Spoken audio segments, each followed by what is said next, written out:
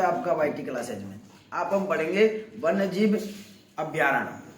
तो इनमें आएगा सबसे पहले सवाई मानसिक अभ्यारण्य। सवाई मानसिक अभ्यारण्य सवाई लग रहा है तो सवाई माधोपुर में, सवाई माधोपुर में, सवाई माधोपुर में, ये सवाई माधोपुर में ये अभ्यारण्य। इस अभ्यारण्य में जब रणथंभौर में बाघों की संख्या अधिक हो जाएगी, रणथंभौर में बाघों की संख्या अधिक हो जाएगी तो इस अभ्यारण्य में लाया जाएगा, इस अभ्यारण्य में लाया जाएगा। रणथंभौर में बाघों की संख्या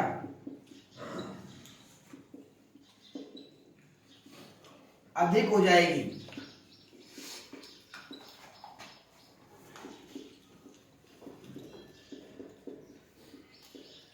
तब रणथंभौर से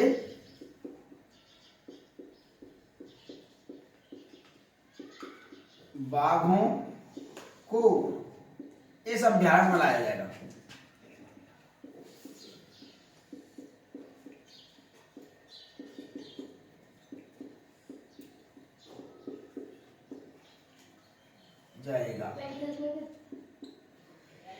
ये इसके बारे में खास नहीं, इतना ही है बस। और इसमें कौन कौन से टेबल मिलते हैं जानवर, तो जानवर तो सब में ये मिलेंगे लगभग लगभग। नीलगाय,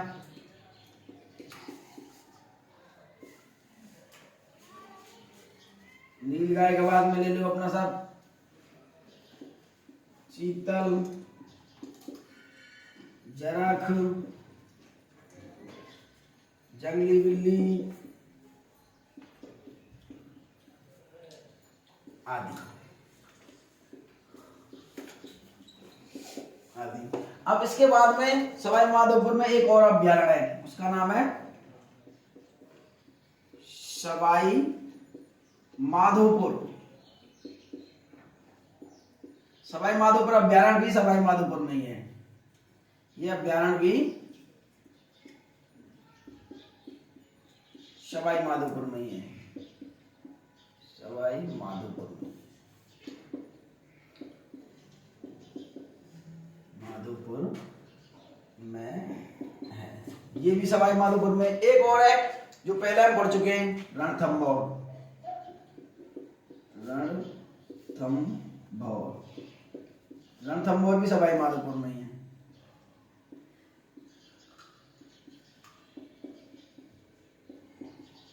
तीन अभ्यारण्य हैं। एक तो सवाई मानसिंह। सवाई मानसिंह कैसे याद रखेंगे, ऐसा मानेंगे कि जब बाघों की संख्या सवाई हो जाएगी, सवाई मतलब जैसे एक बाघ चाहिए और मतलब अपने को फालतू हो जाए तो सवाई हो जाएगी, यानी ऐसा मान के चलेंगे। मान मतलब मान, ऐसा मानेंगे कि बाघों की संख्या सवाई हो जाएगी तो जा अभ्यारण्य में लेके आएंगे रणथंभौर से। जब रणथंभौर में बाघों की संख्या सवाई, ऐसा मानेंगे कि सवाई हो जाएगी तो जा हम लेके आएंगे हम सवाई मानसिंह में। और इसके बाद में सवाई माधोपुर भी सवाई माधोपुर में ही है और रणथंभौर का ही सवाई माधोपुर में ही है। इसके बाद हम पढ़ते हैं अपन केवला देवी राष्ट्रीय उद्यान। कैला देवी, कैला देवी राष्ट्रीय उद्यान है अपना करौली में।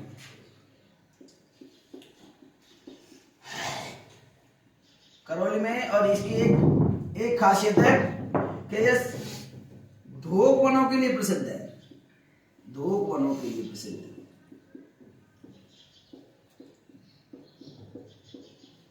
धोक वनों के लिए प्रसिद्ध है। यह सघन पर्वतीय क्षेत्र में विस्तृत है, सघन पर्वतीय क्षेत्र।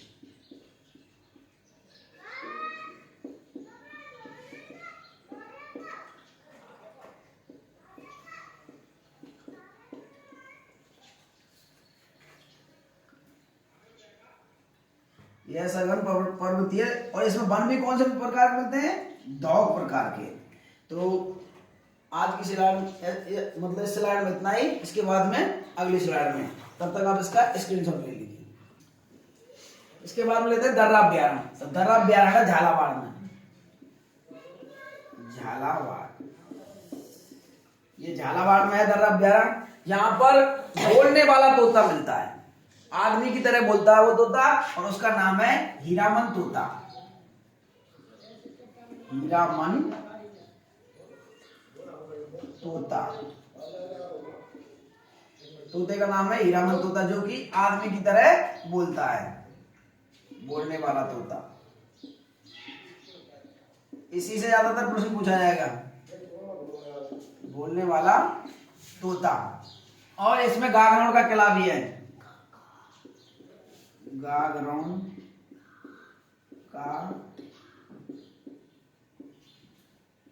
का किला भी है इसमें। और गागराउंड का किला है, और इसमें सब तुम्हारा बोलने वाला तोता, बोलने वाले तोता को क्या बोलते हैं? हीरामन तोता। ये भाई ये दो फैक्ट हैं इसमें, ये दोनों फैक्ट याद होने चाहिए। इसके बाद में लेते हैं रामगढ़ विषधारी अभ्यारण्य। देखो नाम से कैसा लग रहा है? ऐसा लग रहा है कि सांप होंगे यहाँ पर, परंतु सांप नहीं है इसमें, इसका विलोम करना है। विषधारी, विषधारी मतलब होता है सर्प। सर्प वाले में तो मिलेंगे शेर, सर्प वाले में मिलेंगे शेर, और हम शेर लग रही है वहां मिलेंगे सर्प, उल्टा करना है इनका। विषधारी लग रही है, विषधारी मतलब होता है सर्प, सर्प वाले में तो मिलेंगे शेर, और शेर लग रही है वहां मिलेंगे सांप। तो रामगढ़ विषधारी अभ्यारण्य ये बूंदी में है। नैनवा रोड बूंदी। एक बात, पहला फैक्ट है कहां है? नैनवा रोड बूंदी में है। दूसरी बात, यह है राज्य का चौथा टाइगर प्रोजेक्ट, यह राज्य की चौथी बाघ परियोजना है, बाघ परियोजना है।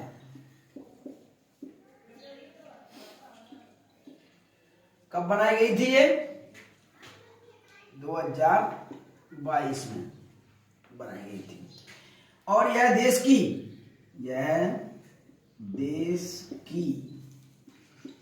52वीं बाघ परियोजना है। देश की तो चौथी है, राज्य की तो चौथी है, और देश की 52वीं है। और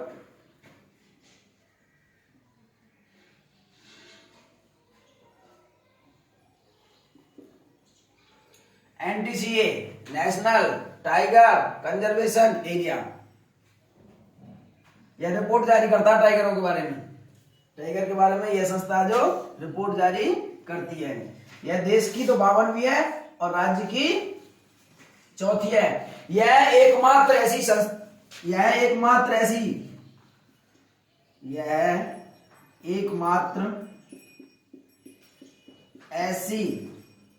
ऐसा अभ्यारण्य था, यह एकमात्र ऐसा अभ्यारण्य था जो बाघ परियोजना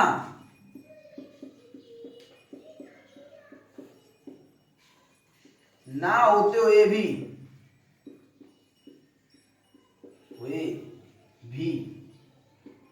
यहां बाघ देखे जा सकते हैं, यहां बाघ देखे जा सकते थे। अब तो ये बाघ परियोजना हो गया, लेकिन बाघ परियोजना ना होना ही तब भी यहां पे बाघ रह गए, बाघ विचरण करते रह गए। और इसी को क्या बोलते हैं? बाघों का घर, बाघों का घर, इसी अभ्यारण्य को बोलते हैं। रामगढ़ विषधारी को क्या बोलते हैं? बाघों का घर या बाघों का जच्चा घर, बाघों का जच्चा घर, जच्चा घर, इसको बाघों का घर भी बोलते हैं और बाघों का जच्चा घर भी बोलते हैं, रामगढ़ विषधारी को। और इसमें कौन कौन से, इसके अतिरिक्त कौन कौन से जानवर मिल जाते हैं? जरख, नीलगाय, जंगली बिल्ली, और कोई ज्यादा इंपॉर्टेंट है नहीं, बस ये इसका ध्यान रखना बाघों के लिए है। इसके बाद में देखते हैं जम्बा रामगढ़ अभ्यारण्य। तो जम्बा रामगढ़ अभ्यारण्य है जयपुर में, जम्बा रामगढ़ जयपुर में है। इसके बाद में ये देखते हैं कि इसमें क्या क्या खासियत है। इसमें एक यहाँ पे रामगढ़ के पास में एक झील है, हवा अवधि झील।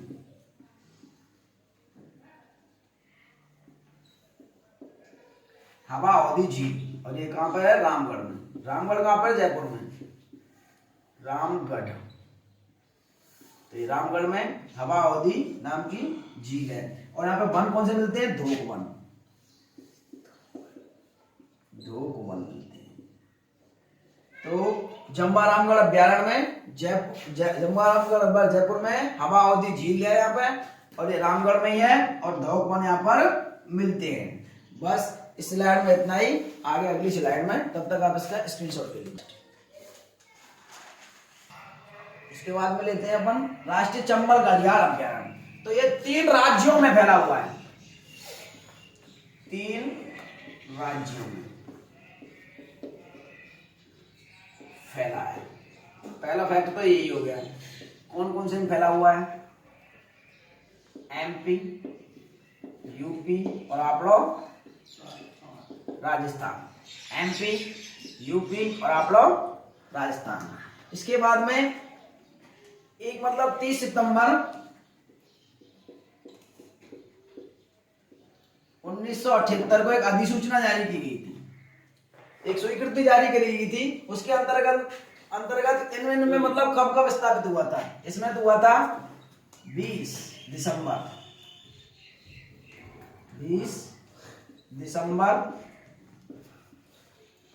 1978 में। ये तो हो गया एमपी में 20 दिसंबर 1978 में। यूपी में कब हुआ था अपना? 20 दिसंबर 1979 में। और अपने राजस्थान में 20 दिसंबर नहीं, 20 जनवरी है यहाँ पर। 20 जनवरी इसमें हुआ था 7 दिसंबर 1979 में। यह अभ्यारण्य, इसको मान्यता दी गई थी एमपी ने कितनी तारीख में? 20 दिसंबर 1978 में। यूपी ने दी थी 20 जनवरी 1979 में, और राजस्थान ने दी थी 7 दिसंबर 1979 में। तीनों राज्यों ने अलग अलग मान्यता दी हुई थी इसकी। और अधिसूचना जारी कब हुई थी, यानी कि स्वीकृति कब मिली थी? 30 सितंबर 1978 को। इसके बाद में देखते हैं ये राजस्थान में कौन कौन से वहां पे फैला हुआ है। राजस्थान में क्या कहां कहां इसका फैलाव? कोटा, बूंदी, सवाई माधोपुर, करौली और धौलपुर। 5 जिलों में फैला हुआ है। राष्ट्रीय चंबल घड़ियाल अभ्यारण्य। राष्ट्रीय चंबल घड़ियाल अभ्यारण्य में क्या है कि उस समय पे मतलब चंबल घड़ियाल अभ्यारण्य, घड़ियाल लग रहा तो घड़ियालों के लिए प्रसिद्ध है। नंबर 1 बात, घड़ियाल काय थे? घड़ियालों के लिए प्रसिद्ध है। घड़ियाल क्या? मगरमच्छ थे, मगरमच्छ के लिए प्रसिद्ध है। यह विश्व का सबसे बड़ा घड़ियाल संरक्षण केंद्र है, और इसकी स्थापना वन्यजीव संरक्षण 1972 अधिनियम के तहत की गई। अधिनियम के तहत की गई इसकी, जो इसको बनाया गया था, जो वन्यजीव संरक्षण अधिनियम 1972 के अंतर्गत इसको घड़ियाल संरक्षण केंद्र बनाया गया था। किसको? राष्ट्रीय चंबल घड़ियाल अभ्यारण्य को। राष्ट्रीय चंबल घड़ियाल अभ्यारण्य को। तो इसके बाद में अब लेते हैं बसी अभ्यारण्य। और बसी अपना चित्तौड़गढ़ में। बसी अभ्यारण्य चित्तौड़गढ़ में। इसमें देखते हैं क्या फैक्ट है। एक तो इसमें जालेश्वर महादेव का आस्था स्थल है। जालेश्वर महादेव आस्था स्थल है। एक फैक्ट तो ये निकल का है अपना। जालेश्वर महादेव का आस्था स्थल किस अभ्यारण्य में है? तो बताएंगे बसी अभ्यारण्य चित्तौड़गढ़। दूसरा क्या है? यह यह जो अभ्यारण्य है अरावली पर्वतमाला और विंध्याचल पर्वतमाला, विंध्याचल पर्वतमाला के मिलन पर स्थित है।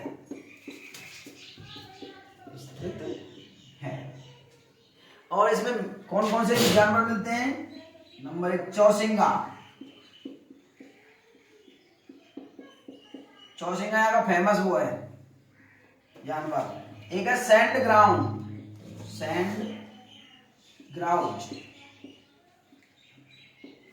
और तो सब अपने नीलगाय, सुअर आदि।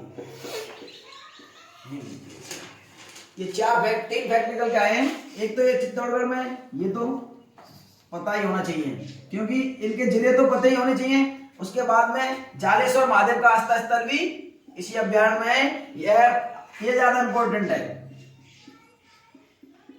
यह अभ्यारण्य अरावली पर्वतमाला और विंध्याचल पर्वतमाला के मिलन स्थल पर स्थित है।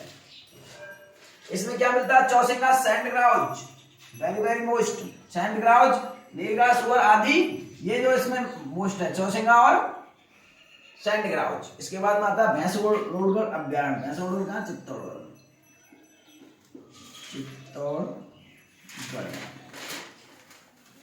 भैंसगढ़ अभ्यारण्य अपना चित्तौड़गढ़ में। तो इससे ज्यादा कुछ फैक्ट पूछा नहीं जाएगा। तब तक आप इसका स्क्रीनशॉट ले लीजिए। आगे अगली स्लाइड में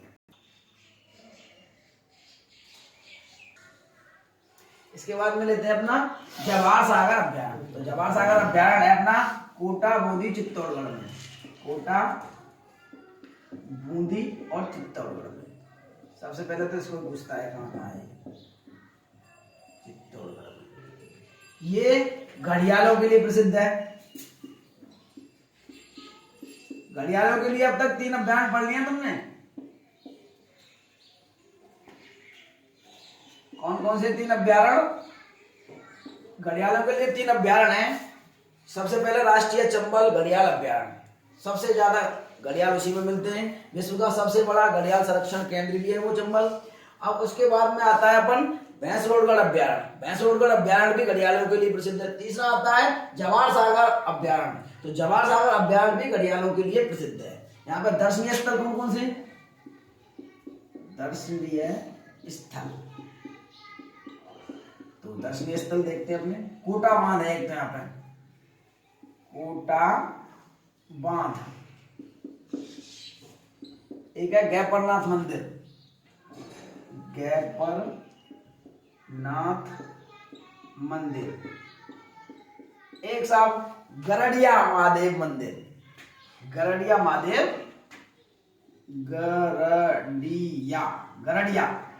महादेव मंदिर। ये जवाहर सागर अभ्यारण्य में स्थित है। जवाहर सागर अभ्यारण्य कोटा, बूंदी, चित्तौड़गढ़ में घड़ियालों के लिए प्रसिद्ध है। दर्शनीय स्थल है इसमें गैपरनाथ मंदिर और गरड़िया महादेव मंदिर और कोटा बांध। ये यहाँ पे देखने लायक स्थान है। इसके बाद में लेते हैं शेरगढ़ अभ्यारण्य। तो शेरगढ़ अभ्यारण्य अपना परवन नदी पर है। परवन नदी, तो सबसे पहले तो परवन नदी देखते हैं। सबसे पहले परवन नदी आएगा। परवन नदी पर कौन सा अभ्यारण्य? शेरगढ़ अभ्यारण्य। ये है कहाँ? बारां में। कहाँ पर है? बारां। शेरगढ़ बारां में और रामगढ़ विसदारी बूंदी में। शेरगढ़ बारां में और रामगढ़ विसदारी बूंदी में। रामगढ़ विसदारी मतलब सांप होते हैं, परंतु वहां पर सांप नहीं मिलेगा, वहां पर मिलेंगे बाघ, शेर यानी कि। और यहाँ पे शेरगढ़ लग रही है तो यहाँ पे शेर नहीं मिलेंगे, यहाँ पे मिलेंगे सांप। तो ये सांपों की शरण स्थली, सांपों की शरण स्थली है ये। और तीसरा फैक्ट है कि जो ये मतलब रणथंभौर है, इससे पहले मतलब पूर्व में यहां सर्वाधिक बाघ थे। इसीलिए तो इसका नाम पड़ा शेरगढ़, पर अब नहीं है। पूर्व में यहाँ सर्वाधिक बाघ थे, बाघ थे, तब तो इसको शेरगढ़ कह देते थे। लेकिन अब यहाँ से बाघ यहाँ पे है नहीं, और अब यहाँ पे क्या है, सांपों की शरण स्थली। यहाँ पे सांप ही सांप है, क्या है, सांप ही सांप है। इसके बाद आता है अपना जयसमंद। तो जयसमंद है अपना उदयपुर में। जयसमंद है अपना, जयसमंद अभ्यारण्य है, जयसमंद अभ्यारण्य है, अभ्यारण्य उदयपुर में। सबसे पहला फैक्ट है इसमें, इसे बघेरों का घर कहते हैं, बघेरों का घर। एक फैक्ट तो ये हो गया। दूसरा फैक्ट है, इसे जलचरों की बस्ती कहा जाता है। जलचर मतलब पानी में रहने वाले, जलचरों की बस्ती, ये दोनों इंपॉर्टेंट है भाई। पहला बघेरों का घर, किसको, जयसमंद अभ्यारण्य को। दूसरा जलचरों की बस्ती, यानी कि जल में जो रहने वाले जीव जंतु हैं उनकी बस्ती। तीसरा दक्षिणी राजस्थान का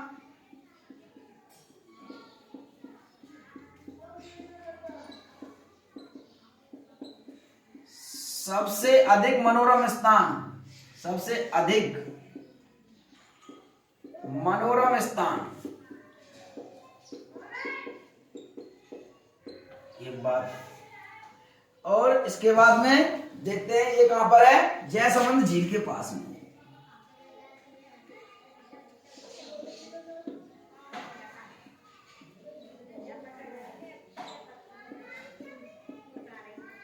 कहां पर है ये, जयसमंद झील के पास में है।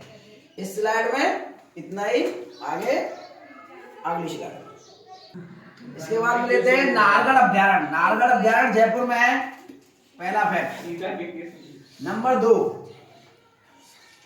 ये पहला फैक्ट है जयपुर में, नाहरगढ़ अभ्यारण्य कहां पे, जयपुर में। दूसरा फैक्ट है इसमें जैविक पार्क, जैविक उद्यान बनाया गया। कब बनाया गया, 4 जून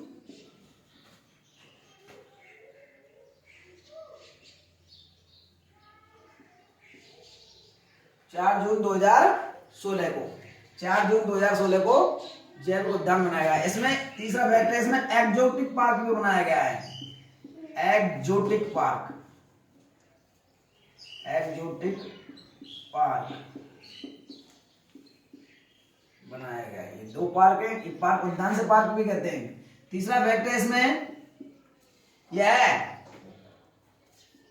उद्यान है जो आमेर, जयगढ़ और नाहरगढ़ के चारों ओर है, फैला है। नाहरगढ़ अभ्यारण्य है जो आमेर का किला, जयगढ़ का किला, नाहरगढ़ का किला, इन तीनों किलों के चारों ओर फैला हुआ है। ये जो अपना नाहरगढ़ अभ्यारण्य है, जो नाहरगढ़ अभ्यारण्य आमेर का किला, जयगढ़ का किला, नाहरगढ़ के किले और इनके चारों तरफ फैला हुआ है। इसमें जैविक उद्यान है और एक्जोटिक पार्क है, और ये जयपुर में है। इसमें इतना ही। इसके बाद में इसको ले लेते हैं, ताल छापर। ताल छापर चूरू में है, ताल छापर चूरू में है। ये किसके लिए प्रसिद्ध है, फैक्ट नंबर 1, काले हिरण के लिए। काले हिरण व प्रवासी पक्षी कुरंजा, प्रवासी पक्षी कुरंजा, एक कुरंजा नाम का पक्षी है, उसके लिए ये प्रसिद्ध है। नंबर दूसरा बात, महाभारत काल में इसे द्रोणपुर कहा जाता था।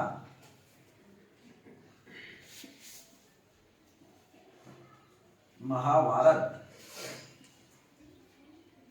काल में छापर को द्रोणपुर कहा जाता था, द्रोणपुर कहा जाता था। और द्रोणपुर तो इसका मतलब द्रोणाचार्य का ग्राम, द्रोणाचार्य का गांव, गुरु द्रोणाचार्य का गांव, गुरु द्रोणाचार्य से संबंधित, द्रोणाचार्य से संबंधित हुआ है।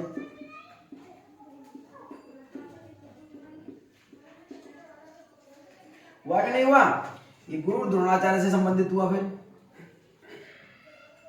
और ये पहले बीकानेर महाराजाओं का शिकारगाह था। यह बीकानेर अंग्रेजों के समय में या ब्रिटिश काल में, यह ब्रिटिश काल में बीकानेर महाराजाओं का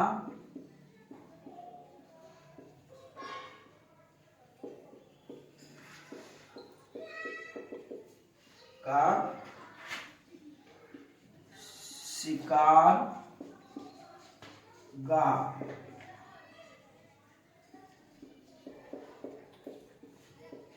था। चौथा फैक्ट है, यह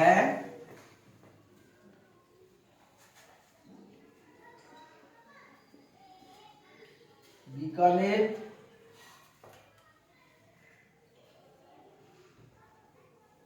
वाले मार्ग पर स्थित है।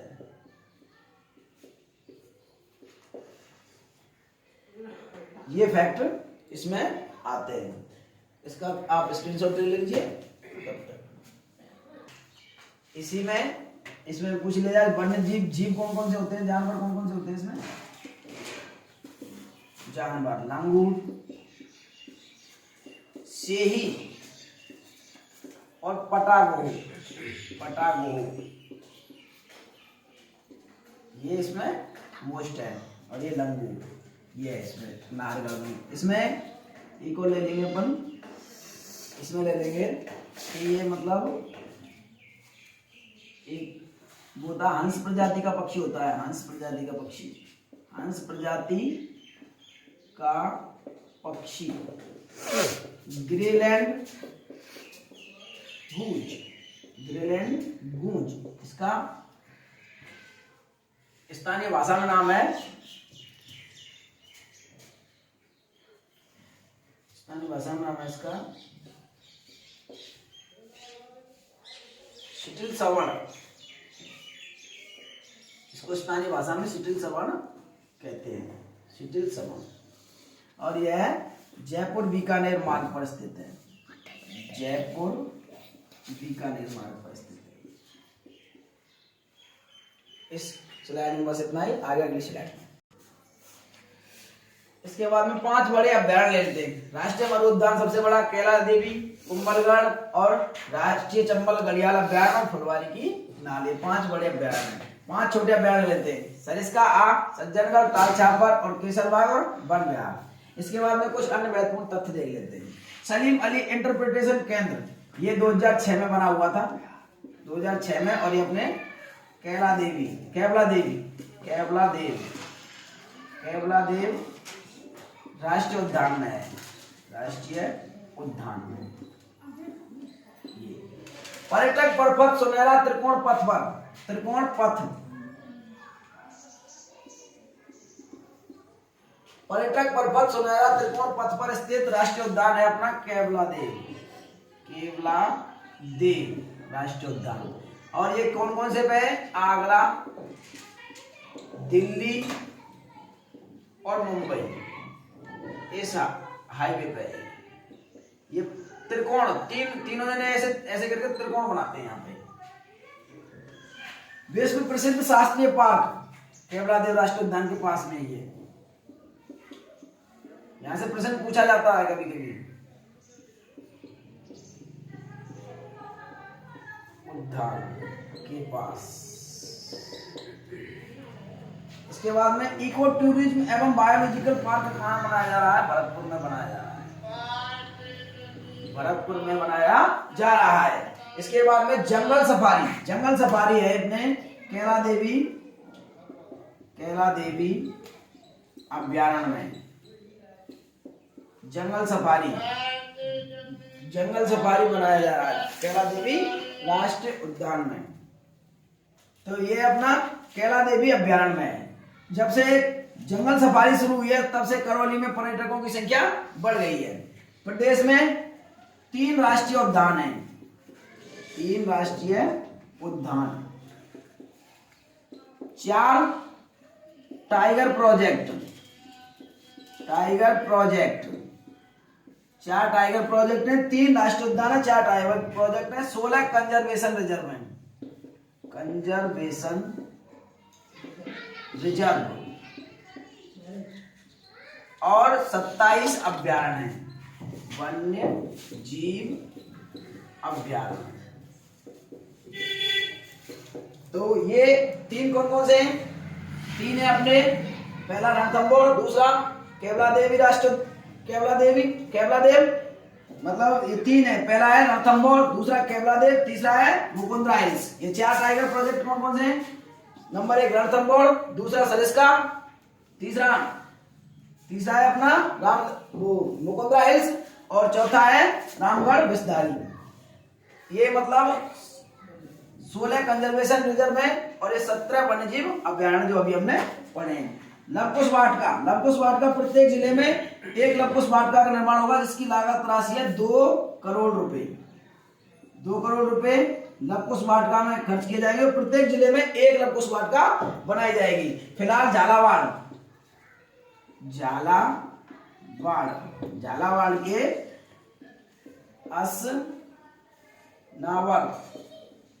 असनावर तालाब के किनारे बनाई जा रही है। सिंगल यूज प्लास्टिक पर बैन कब लगाया गया था? 1 जुलाई 2022 को। इस स्लाइड में इतना ही, आगे अगली स्लाइड में इसका स्क्रीनशॉट ले लीजिए। इसके बाद में लेते हैं राज्य तितली। देखो जैसे राज्य पुष्प, राज्य फल, राज्य वृक्ष ऐसे पढ़ रहे हैं, तो अब तुम राज्य तितली भी पढ़ेंगे। इसके लिए पहल चलाई जा रही है, जो मतलब इसके लिए नामांकन लिए जा रहे हैं कि मतलब कौन से राज्य तितली बनाना, कौन सी तितली को राज्य तितली बनाना है, इसके लिए भी अपना काम चल रहा है। राजस्थान का पहला बर्ड पार्क यह है उदयपुर में बनेगा बर्ड पार्क, और कहां बनेगा? गुलाबपुरा में बनेगा। पैंथर रेस्क्यू सेंटर ये भी उदयपुर में ही बनेगा। पैंथर की संख्या में वृद्धि हो रही है, ये इसलिए पैंथर रेस्क्यू सेंटर बनाना भी जरूरी है। पाली का वाटेलाब तालाब, बर्ड्स वेटलैंड कंजर्वेशन रिजर्व बनेगा, पाली का वाटेलाब तालाब। Tiger man of India Kailash Sankhla को कहते हैं, कैलाश सांखला को टाइगर मैन ऑफ इंडिया कहते हैं। इसने 2 पुस्तकें लिखी, एक तो लिखी टाइगर, एक लिखी रिटर्न्स ऑफ द टाइगर,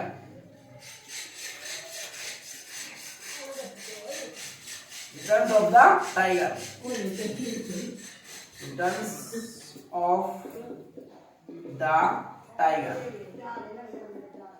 और रिटर्न्स ऑफ द टाइगर ये पुस्तक लिखी थी। इसको मतलब पद्मश्री अवार्ड मिला हुआ था,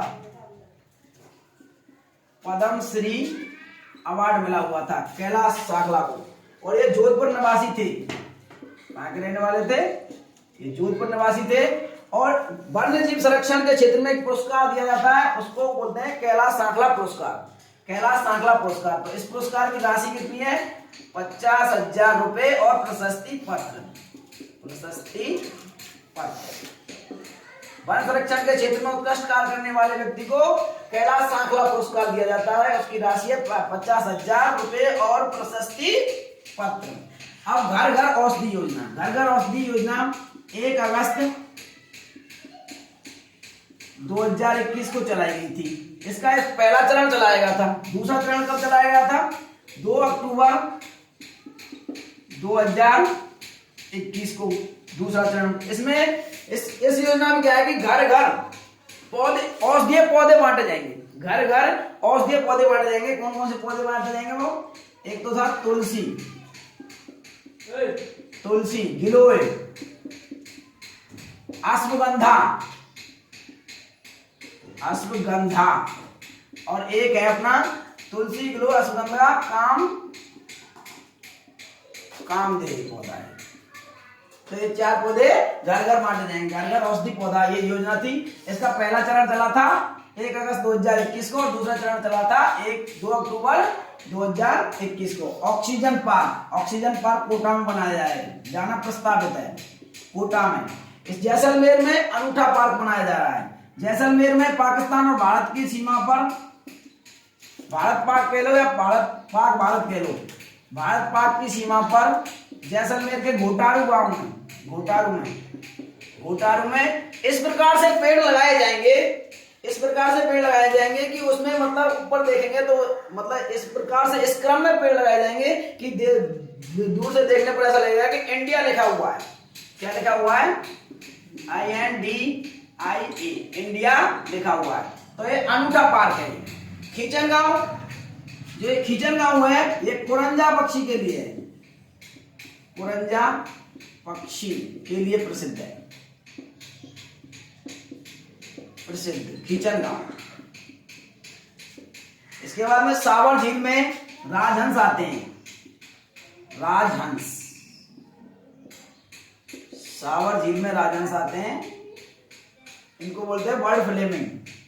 ऑपरेशन खेजड़ी की शुरुआत 1991 ईस्वी से हुई थी। पीली किताब जो 1947 में अलवर के अंतिम शासक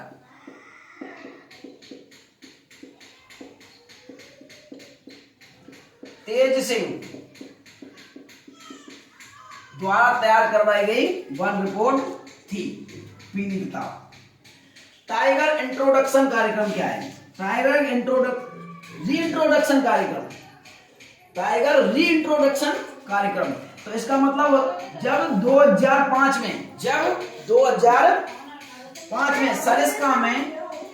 सरिस्का में बाघ समाप्त हो गए थे। टाइगर रीइंट्रोडक्शन कार्यक्रम ये क्या है कि सरिस्का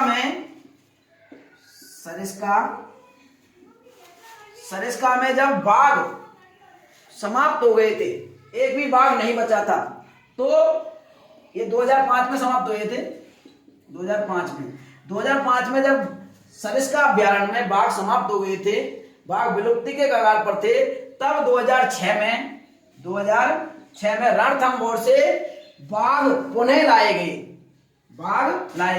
जब रणथंभौर से, कहां से लाए गए थे?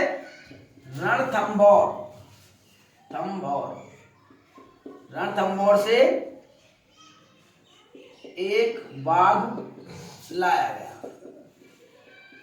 तो इस कार्यक्रम को, इस कार्यक्रम को क्या कहते हैं? टाइगर रीइंट्रोडक्शन कार्यक्रम। रीइंट्रोडक्शन मतलब दोबारा से शुरुआत कर देंगे। अब बीट क्या है? वन विभाग की